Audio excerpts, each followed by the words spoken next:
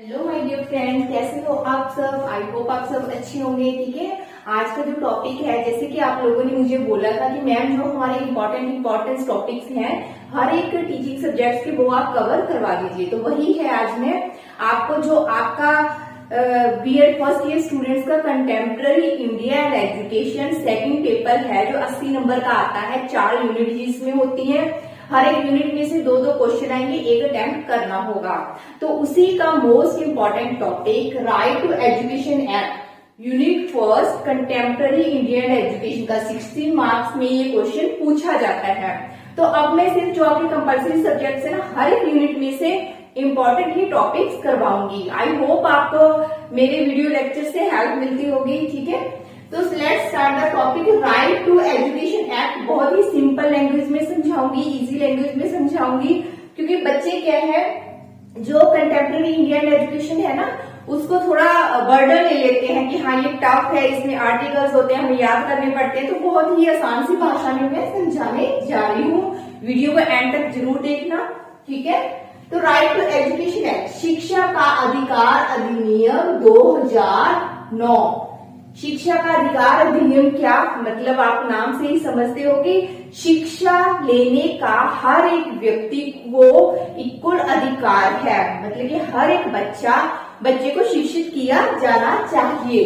तो सबसे पहले पार्लियामेंट में 4 अगस्त 2009 को ये पारित हुआ था। पारित मीन्स की पास किया गया था। इसमें क्या दिया गया था कि सबसे पहले ना आर्टिकल 45 में इसको धारा संख्या 45 थी, उसमें क्या कहा गया था कि 6 से 14 वर्ष तक के बच्चों को निःशुल्क free and compulsory education provide करवानी चाहिए। वही चीज है कि भारत में बाद में 86वां संशोधन हुआ। जो 86वां संशोधन हुआ था उसमें 2002 के तहत जो शिक्षा को मौलिक अधिकार बना दिया गया, उसमें 21A में शिक्षा को मौलिक अधिकार बनाया गया। मौलिक अधिकार का मतलब कि हर एक बच्चे को शिक्षा लेने का पूरा अधिकार है। तो 4 अगस्त 2009 को ये संसद में पारित हुआ। पारित मीन्स की पास किया गया। इसमें हर एक चीज को लिया गया कि जन की शिक्षा की गुणवत्ता को बढ़ाने के लिए शिक्षा की क्वालिटी को कैसे बढ़ाया जा सकता है, कैसे टीचर होने चाहिए, कैसे बच्चों को मोटिवेट करें ताकि वो स्कूल में ज्यादा से ज्यादा पढ़ने के लिए आए। ठीक है, तो यही सब चीजें इसमें बताई गई थी एक्ट में। तो 4 अगस्त 2009 को पारित किया गया था और 1 अप्रैल 2010 को लागू किया गया था। कई बार बच्चा ना ये देखकर 2009 देखकर ऐसे समझ लेता है कि 2009 में ही इसको लागू किया गया। नहीं, ये सीटेट एक्सट्रैक्ट में क्वेश्चन बनता है कि शिक्षा का अधिकार 2009 कब लागू किया गया। तो 1 अप्रैल 2010 को लागू किया गया था। 4 अगस्त 2009 को ये पारित हुआ था। 86वें संशोधन 2002 किया गया था। उसके तहत धारा संख्या 21A को जोड़ा गया था। किसमें? शिक्षा को मौलिक अधिकार का दर्जा दिया गया है 21A। 86वें संशोधन में 21A धारा संख्या में शिक्षा को मौलिक अधिकार का दर्जा दिया गया। तो भारत जो है 135 देशों में शामिल हो गया। जो 135 और देश थे ना जिसमें शिक्षा को मौलिक अधिकार कहा गया था, तो भारत भी उसमें शामिल हो गया कि भारत को भी शिक्षा का क्योंकि भारत ने भी शिक्षा को मौलिक अधिकार का दर्जा दे दिया था। तो इसमें मेन चीज क्या है कि 6 से 14 वर्ष तक के बच्चों को निःशुल्क और अनिवार्य शिक्षा प्रदान करना, फ्री एंड कंपल्सरी एजुकेशन देना। फ्री एंड कंपल्सरी एजुकेशन का मतलब ये है कि हर एक बच्चे को शिक्षा, कोई भी बच्चा शिक्षा से वंचित न रहे। यानी कि जो माता पिता के बच्चे पेरेंट्स जो है इकोनॉमिकली बैकग्राउंड उनका अच्छा नहीं है, उनके पास पैसा नहीं है बच्चे को पढ़ाने के लिए, किताबें नहीं ले सकते वो, बच्चे को पढ़ाने के लिए पैसे नहीं है, तो उन सब बच्चों के लिए free and compulsory education provide की गई थी 14 से 14 वर्ष तक के बच्चों के लिए, यानी कि 8वीं क्लास तक। ठीक है, ताकि कोई भी बच्चा वंचित न रहे। ये शिक्षा का यानी कि इसका यूनिवर्सलाइजेशन भी किया गया था, सार्वभौमिकरण किया गया था कि जो टीचर थे घर घर जाकर देखें, पेरेंट्स को उत्साहित करें कि उनके बच्चे को पढ़ने के लिए स्कूल भेजें। इसके लिए बाद में मिड डे मील सर्व शिक्षा अभियान भी चलाया गया था ताकि हर एक बच्चे को हम शिक्षित कर सकें। तो इसके ऑब्जेक्टिव देखते हैं। To provide free and compulsory education, यानी राइट टू एजुकेशन, शिक्षा का अधिकार 2009 का मुख्य उद्देश्य क्या था कि बच्चे को निःशुल्क और अनिवार्य शिक्षा प्रदान करना। To remove inequalities in education, जो एजुकेशन में असमानता है उसको दूर करना, हर एक बच्चे को शिक्षित करना, गरीब अमीर कोई भी बच्चा है कोई भी शिक्षा से वंचित ना रहे। यानी राइट टू एजुकेशन क्या कहता है कि शिक्षा में इतनी क्वालिटी डालना, शिक्षा को क्वालिटेटिव बनाना, उसमें इतनी क्वालिटी डालना कि हर एक बच्चा शिक्षा लेकर अपने आप में स्टैंड कर सके, यानी गुणात्मक शिक्षा देना, गुणों से भरपूर, उनको रट्टाफिकेशन से दूर करके हर एक चीज को समझाकर उनको बताना। टू यूनिवर्सलाइजेशन एलिमेंट्री एजुकेशन, वही बात है कि प्राथमिक शिक्षा का सार्वभौमिकरण किया गया। सार्वभौमिकरण मतलब का क्या मतलब होता है कि हर एक बच्चे को शिक्षा देना, ठीक है। To improve the quality of teaching learning की क्वालिटी को इम्प्रूव किया गया, यानी कि क्लासरूम का एनवायरमेंट, क्लासरूम में टीचिंग एड्स का ज्यादा से ज्यादा टीचर यूज करके पढ़ाए। सेंटर पॉइंट एक बच्चा होना चाहिए, बच्चे की समझ के आधार पर ही टीचर अपने मेथड को अप्लाई करके समझाए, यानी कि क्वालिटेटिव एजुकेशन देना। लोकतांत्रिक एवं नैतिक मूल्यों का विकास करना, बच्चों के अंदर ज्यादा से ज्यादा डेमोक्रेटिक और उनमें मॉरल वैल्यूज डालना। बाल श्रम एवं निरक्षरता को कम करना, जो बच्चे जैसे बाल मजदूरी करते हैं ना, कि क्या होते हैं, गरीब बच्चे होते हैं, आर्थिक दृष्टि से वीकर होते हैं, तो क्या है उनके पेरेंट्स उनको मजदूरी करने के लिए भेज देते हैं, और इसीलिए गवर्नमेंट ने मिड डे मील चलाई थी ताकि बच्चा कम से कम भोजन के लालच में पेरेंट्स जो है बच्चे को स्कूल भेजे, ठीक है। तो निरक्षरता को कम करना, विद्यालय में नामांकन बढ़ाना, ज्यादा से ज्यादा बच्चे एनरोल करना, इसके लिए टीचर्स की भी ड्यूटीज लगाई जाती थी कि घर घर जाकर सर्वे करना, पेरेंट्स को मोटिवेट करना ताकि वो ज्यादा से ज्यादा बच्चों को स्कूल भेजे और कोई भी बच्चा 6 से 14 साल तक का जो है शिक्षा से वंचित ना रहे। बाल मजदूरी पर रोक लगाई गई थी कि अगर कोई पेरेंट्स बाल मजदूरी करवाता है तो उस पर अलग से जुर्माना लगाया गया था, उनको दंड की भी, यानी कि हर एक तरह से उनको दंडित भी किया जाता था। तो बाल मजदूरी पर पूरी तरह रोक लगाई गई थी। उसके बाद फीचर्स है इसकी, राइट टू एजुकेशन है, यानी मैंने थोड़े से पॉइंट्स बता दिए, हेडिंग्स बता दी, तो इसको एक्सप्लेन कर सकते हो आप, ओके। 16 मार्क्स का क्वेश्चन आपका इजिली कवर हो जाएगा। फीचर्स, विशेषताएं क्या है इसके कि 6 से 14 वर्ष तक के बच्चों को निःशुल्क और अनिवार्य शिक्षा देना। 21A के अंतर्गत शिक्षा को मौलिक अधिकार बनाया गया, ठीक है, जो मैंने बताया है। 25% रिजर्वेशन इन प्राइवेट स्कूल, 25% आरक्षण रखा गया प्राइवेट स्कूल में। जो पेरेंट्स इकोनॉमिकली बैकवर्ड है, उनकी इनकम अच्छी नहीं है, वो बच्चे को स्कूल में नहीं पढ़ा सकते और वो प्राइवेट स्कूल्स में पढ़ाना चाहते हैं क्योंकि उनका गवर्नमेंट स्कूल अगर ज्यादा दूरी पर है तो 25% रिजर्वेशन कोटा भी रखा गया था प्राइवेट स्कूल्स में, जो पेरेंट्स इकोनॉमिकल वीकर है उनके लिए। No capitation fees and screening fees, बच्चे से किसी भी तरह की कैपिटेशन, यानी कि कैपिटेशन फीस क्या होती है कि डोनेशन लेते हैं ना कई स्कूल्स वाले कि हाँ हम आपका, कई स्कूल्स में क्या होता है कि डोनेशन ली जाती है कि 5000 हमें डोनेशन दो तभी आपके बच्चे को हम एनरोल करें इस स्कूल में। तो अगर कोई स्कूल इस तरह करता हुआ पाया गया तो उस पर 10,000 तक का जुर्माना भी लगाया जाता था और उसकी मान्यता भी रद्द हो सकती थी। तो स्क्रीनिंग टेस्ट, बच्चे से कोई भी टेस्ट नहीं लिया जाता था, कोई भी शुल्क नहीं लिया जाता था, ऐसा अगर पाया जाता तो उस पर जुर्माना लगाया जाता था। तो और क्या कहा गया है राइट टू एजुकेशन एक्ट में कि घर के निकट विद्यालय होने चाहिए, कम से कम 2 किलोमीटर की दूरी पर एक स्कूल अवश्य होना चाहिए, प्राइमरी स्कूल। प्राथमिक शिक्षा पूर्ण होने तक फेल नहीं, तो जब तक बच्चा प्राथमिक शिक्षा पूरी नहीं कर लेता, एलिमेंट्री एजुकेशन कंप्लीट नहीं कर लेता, तब तक स्कूल वाले उस बच्चे को फेल नहीं कर सकते। मान लो बच्चा 2nd क्लास में फेल हो गया तो क्या है, जो स्कूल मैनेजमेंट है या प्रिंसिपल है या स्कूल वाले बच्चे को 2nd क्लास में रोककर नहीं रख सकते, उसको 3rd क्लास में प्रमोट करना ही होगा। लेकिन क्या है कि 3rd क्लास में उसके लिए एक अलग से टीचर, अलग से क्लासेस, एक्स्ट्रा क्लासेस प्रोवाइड करवाएगा ताकि जो बच्चे को 3rd क्लास के लेवल तक लेकर आया जा सके, लेकिन फेल नहीं कर सकते, ठीक है। चाइल्ड सेंटर्ड है, ये घर के नित्य विद्यालय प्रारंभ चाइल्ड सेंटर्ड है, यानी कि बच्चे के ऊपर फोकस किया जाता है, बच्चे का इंटरेस्ट किसमें है, बच्चे क्या सीखना चाहते हैं, किस मेथड से सीखना चाहते हैं, उसी तरीके से टीचर पढ़ाएगा। क्वालिफाइड टीचर, तो हर एक टीचर की क्वालिफाइड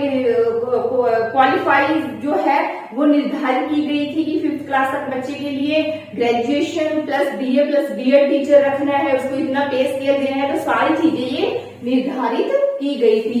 प्रॉपर स्कूल में इंफ्रास्ट्रक्चर होना चाहिए, गर्ल्स के लिए अलग से टॉयलेट, बॉयज के लिए अलग से टॉयलेट, लाइब्रेरी की सुविधा, बच्चों के लिए बेंचेस की सुविधा, बच्चों के लिए पंखों की सुविधा, रूम क्लीन होने चाहिए, एनवायरमेंट उनका हवादार होना चाहिए। तो ये सारी चीजें राइट टू एजुकेशन एक्ट में कही गई थी। तो रोल ऑफ टीचर, टीचर का क्या रोल होता है, राइट टू एजुकेशन एक्ट में टीचर के बारे में भी कहा है। इंक्रीज स्कूल एनरोलमेंट, तो टीचर क्या रोल प्ले करता है कि ज्यादा से ज्यादा बच्चों को स्कूल में नामांकन करे, स्कूल में लेकर आए, ज्यादा से ज्यादा पेरेंट्स को मोटिवेट करके, जो पेरेंट्स अपने बच्चे को स्कूल नहीं भेजते उन कारणों को जानकर बच्चों को स्कूल में लेकर आना। रिडक्शन इन इलेक्ट्रिसिटी, अनपढ़ता को दूर करना, वही है कि बच्चे को अगर वो स्कूल में लेकर आएगा तो क्या है, साथ ही साथ उसके पेरेंट्स को भी मोटिवेट करेगा और अनपढ़ता यानी कि इलेक्ट्रिसिटी को दूर करने, रिडक्शन करेगा वो इलेक्ट्रिसिटी, अनपढ़ता को दूर करना। इक्वल एजुकेशन अपॉर्चुनिटी, हर एक बच्चे के लिए इक्वल अपॉर्चुनिटीज देगा, समानता करेगा, कोई ये नहीं देखेगा ये गरीब है, ये अमीर है, ये एससी है, ये बीसी है, कोई काला है, गोरा है, किसी भी तरह की असमानता को वो नहीं मानेगा और हर एक बच्चे को समान एजुकेशन प्रोवाइड करवाएगा। सतत मूल्यांकन करना, यानी कि कॉन्टिन्यूस एंड कॉम्प्रीहेंसिव इवेल्युएशन करना, हर एक बच्चे का ऐसे नहीं कि साल के अंत में इवेल्युएशन करना, बल्कि क्लासरूम में फॉर्मेटिव असेसमेंट करना, बच्चों का टेस्ट लेना, असाइनमेंट्स लेने, प्रोजेक्ट करवाना उनसे, ठीक है, फिजिकली मूवमेंट्स जो भी है वो उनसे करवानी है, कि हर एक बच्चे का कक्षा में ही असेसमेंट बार बार करना। रचनात्मकता को बढ़ावा देना, क्रिएटिविटी को बढ़ावा देना, बच्चों से क्रिएटिविटी की चीजें करवाना, ये नहीं कि हाँ टीचर ने पढ़ा दिया, बच्चों ने सुन लिया, बस इनफ बहुत हो गया, यानी कि मॉडल के द्वारा, चार्ट के द्वारा, अदर एक्टिविटी करवाकर, गार्डनिंग करवाकर, कभी कुछ करवाकर टॉपिक से रिलेटेड उनको लेक्चर देना।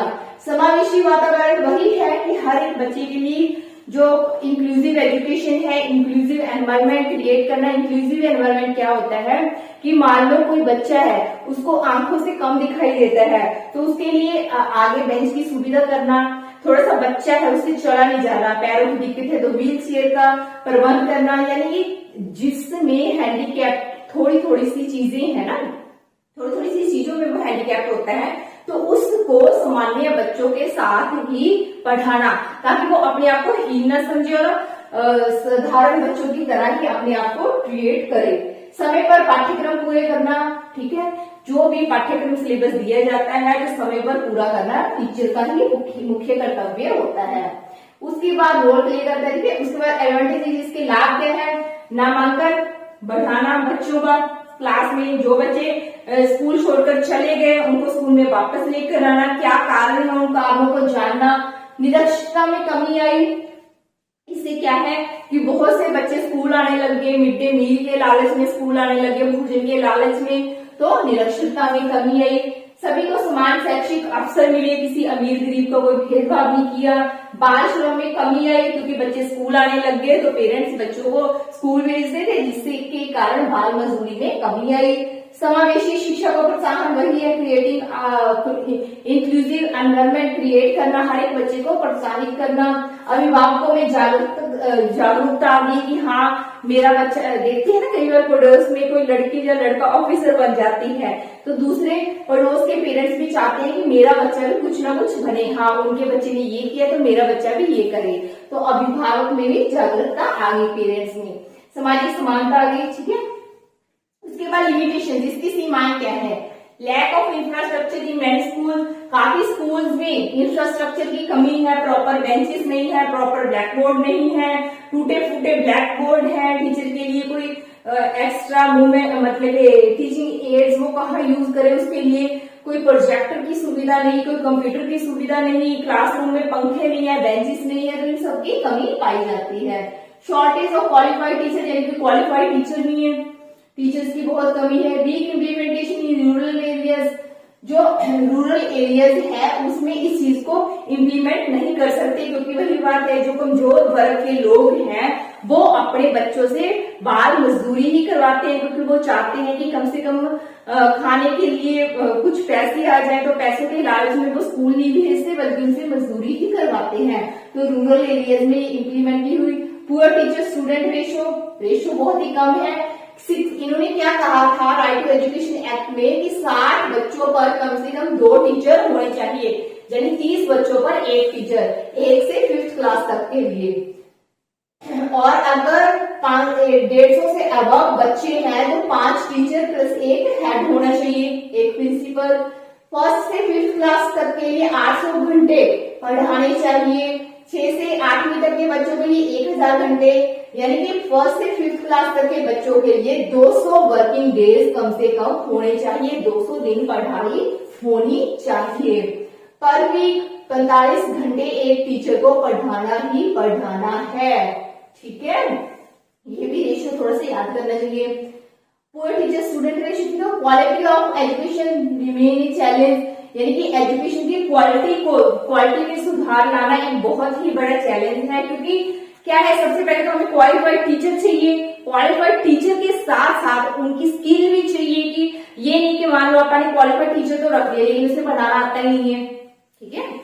तो मतलब कि क्वालिटी के साथ साथ वो क्वालिफाइड के साथ साथ उनमें क्वालिटी भी चाहिए। फाइनेंशियल बर्डन ऑन गवर्नमेंट के ऊपर बहुत ज्यादा फाइनेंशियल बर्डन है, क्योंकि राइट टू एजुकेशन एक्ट में ये कहा गया था कि शिक्षा पर दोनों ही खर्च करेंगी, केंद्र सरकार भी और राज्य सरकार। लेकिन इसमें ये कहीं नहीं किया गया कि केंद्र सरकार कितने % करेगी, राज्य सरकार कितने % करेगी। तो केंद्र ये कहती थी कि राज्य करेगी, राज्य ये कहते थे कि केंद्र करेगी। तो फाइनेंशियल सिस्टम बहुत ही गड़बड़ में आ गया था। कोई भी गवर्नमेंट शिक्षा पर खर्चा बहुत ही कम करती थी, ठीक है।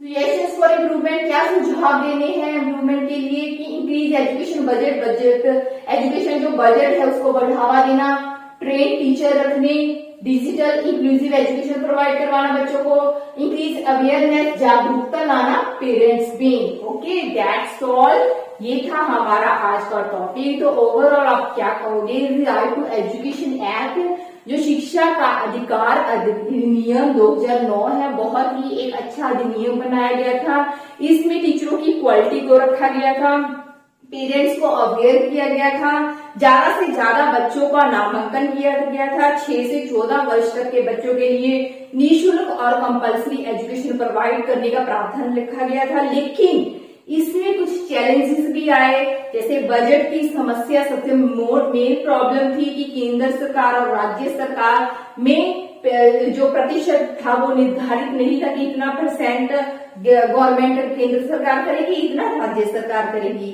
तो और भी बहुत से बड़े चैलेंजेस आए, यानी कि इंक्लूसिव एजुकेशन प्रोवाइड नहीं करवा सके, टीचर्स की जो क्वालिटी है, क्वालिटी टीचर वो लेकर आना बहुत बड़ी प्रॉब्लम थी। तो इसके कारण कुछ प्रॉब्लम्स के होते हुए भी फिर भी ये अच्छा अधिनियम माना जाता है। इसमें से ही जो अपना करंटली अधिनियम है, अभी अधिनियम बना है right to education act, new education policy का, ठीक है। तो उसमें भी कुछ चीजें इसी में से ली गई है, उन्हीं को ही थोड़ा सा इम्प्लीफाई करके उसमें ऐड किया गया है। तो आई होप आज के लेक्चर से आपको काफी हेल्प मिली होगी। हेल्प मिली है तो वीडियो को लाइक और चैनल को सब्सक्राइब करना ना भूलिए। Thanks for watching, have a nice day, thank you.